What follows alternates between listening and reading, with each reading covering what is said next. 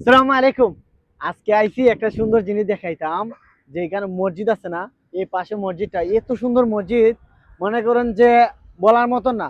এত সুন্দর মসজিদ, ভিতরে গেলে পরে একদম শীতল হয়ে জায়গা।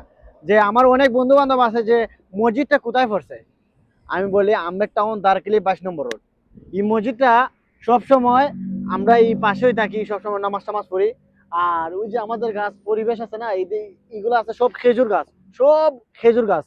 আর এই খেজুর গাছের তলে থাকলে পরে মাঝে মাঝে খেজুরও পাওয়া যায়, খাওয়া যায় একটা দুইটা করে। আর সাইডে আছে নিম পাতা, নিম পাতার গাছ। বুঝছেন, এত ভালো লাগে ভাই। এই যে বাতাস, হাওয়া বাতাস একদম, মানে একদম পারফেক্টলি মনে করেন যে আপনার এই সান্ত্বনা, শান্তি, শান্তি, শান্তি শান্তি জায়গা কয় না, একটা হাওয়া বাতাস এলে পরে একদম শান্তি হয়ে যায়, শীতল হয়ে যায়। তো এই যে আর কি কথাটা কইলাম, যে আমাদের পরিবেশটা, পরিবেশ থেকে, আমাদের বাংলাদেশের পরিবেশ থেকে অনেক পরিবেশ ভালো আছে। আমাদের বাহরাইন কত সুন্দর, মনে করেন যে আপনার